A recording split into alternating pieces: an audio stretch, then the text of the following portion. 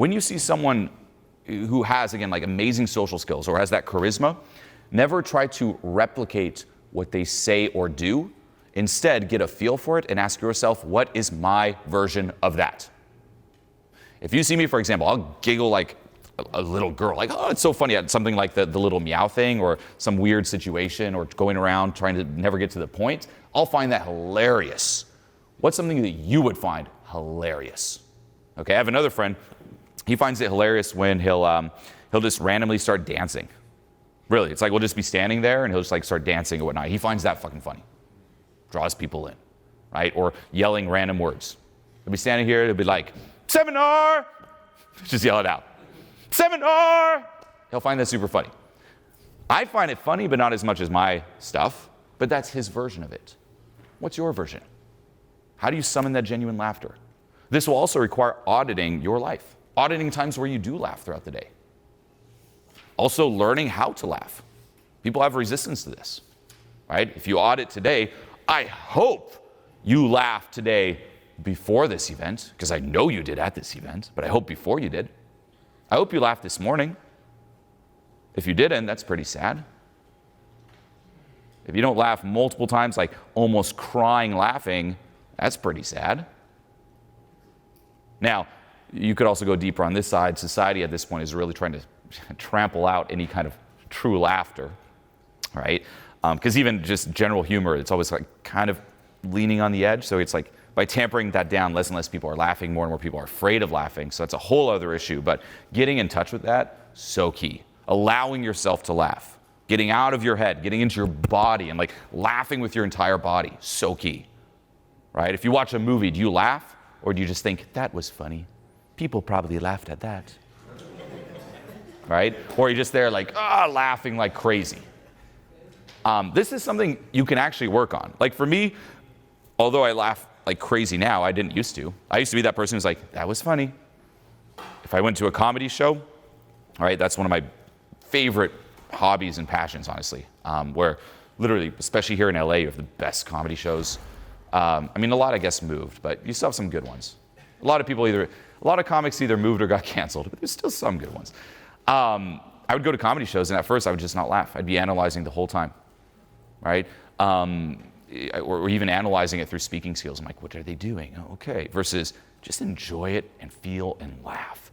And that'll, especially socializing, get you in touch with the soul of an interaction, the dance of an interaction, and allow you to vibe. You can't be all in your head the whole time if you want to vibe. And then the challenge is, can you summon that in those times where you are spiraling down, where you don't feel like it, when you're in your head, when you're worried, when you have anxiety, can you summon it? How? A lot of inner work, but until then, embrace, exaggerate, laugh. Get creative. If you're not laughing, it's simply because you aren't creative enough. And you should take notes of the theme or texture of your humor. What movies do you laugh at? What types of jokes?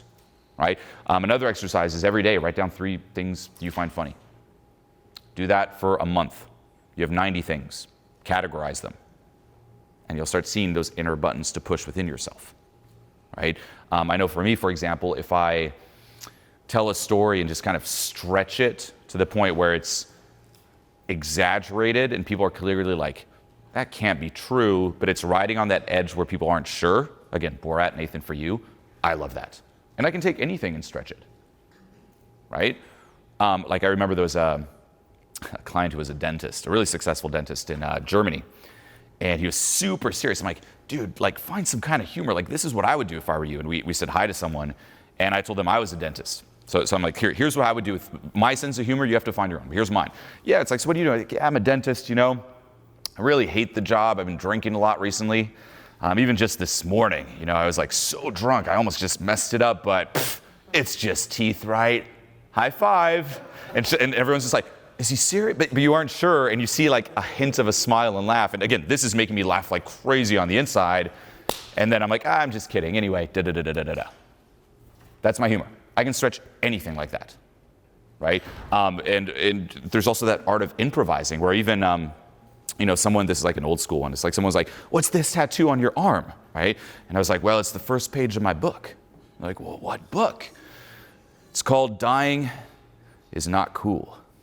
And they're like, what? It's like, yeah, you know, I just feel like less people would die if they knew that it wasn't cool to die, right? And just go on this whole rant. They're like, what? I'm like, yeah, but I'm making different versions. There's the dying is not cool, but then I also want to get this out, so I'm going to title it, dying ain't cool and all this, and like this whole thing, and then obviously just say I'm joking, because it's not about what you say. It's like, oh, and then everyone laughs, but like, that's my humor. What's yours? Master that, invincible. Anything that happens, instead of being like, oh, why did it happen? I'm like, how can I link this to my humor? How can I use this to make myself laugh? Embrace, exaggerate, laugh, laugh, laugh. And success, socially, but even not socially, the true measure of success is how much are you smiling and how much are you laughing? That's really it. It's not a serious thing, especially socializing. If you go the serious route, no one wants to hang out and talk to someone who's serious all the time. Or if you're going the route where it's this big deal for you, no one wants to be around that. And even on your end, it's like, why are you even in this? Are you in this to like master the serious chess piece that is socializing and win? Or are you there to have crazy fun experiences, epic experiences, right? That's a successful life. Again, everyone has a different measure of like, oh, that's my result. But part of my result is like, I want to laugh until the day I die. I want to be laughing while I'm dying. That'll be it. Everyone's like, what's your last words? Don't you mean last laugh? That'd be it. That's how I'd go out, right? And I'm aware of it. I'm always aware of it. And I take note of it. And, once you find too, like something that makes you laugh, you can also reuse it temporarily, right? If you find something funny, like say the book thing, I could say that for the next few days and still find it funny. But I'm auditing, do I still genuinely find it funny or not? As soon as it turns into this thing now that I'm trying to do, it's done. And then you better find the new, genuine thing that you find funny. And once more, you can also laugh at awkward situations. Times you run out of things to say. Times where it's weird. Just laugh at how weird it is. Get yourself in weird situations. Take note of it. Trust me, if you have that, everyone wants to be around it. The three, you could say, moods or emotions that are contagious and people want: fun, carefree, passion. Everyone wants to laugh, have more fun. That has so much value. Everyone wants to be more carefree. Everyone cares way too much. Right? Everyone's so stuck up. And everyone wants to be part of something exciting and passionate. People are bored. Their lives are boring. No joke. Most of you here, probably you're bored with your life like crazy. Especially the past, 2 years now. People staying stuck inside. Most people are so bored. They just want anything. They're like, just give me anything. Even in a seminar like this, I could make, like Owen was doing before, I could make some funny sounds, and what I'm saying could make zero sense, but you probably just love it because it's better than nothing. Like, there's some life and some passion and some fun. I could just be like, fun, haha, fun, fun, fun. There's a laugh. Made no sense. You're just like, it's better than boring. Value. Yeah. Right? There's that famous saying, who says this? It was in I'm not sure who originally said it, but it's in a marketing book. John Carlton. It's in one of his books. He's like, when it comes to marketing, realize like people are bored, and this is like the average life of a person, right? They wake up in their boring bed from boring dreams that they just had. Then they walk to their boring bathroom, take their boring piss, go down, eat their boring breakfast, reading their boring stuff on their phone, do their boring commute, listening to boring music, to see their boring coworkers, do their boring job, eat their boring lunch, come back, watch something boring on TV, eat something boring, and go back to bed and dream boring dreams, and that's their boring life on repeat. Boring, boring, boring. It's crazy. Right? And the only escape they have is maybe a little TikTok here to see if someone else is doing something not boring. Right? So just that, like, you can audit too. It's like, how many people do you know in your life who are truly passionate about something?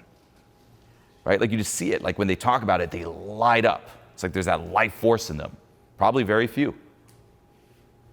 Right? And it's getting worse and worse. It's really sad on a more societal level.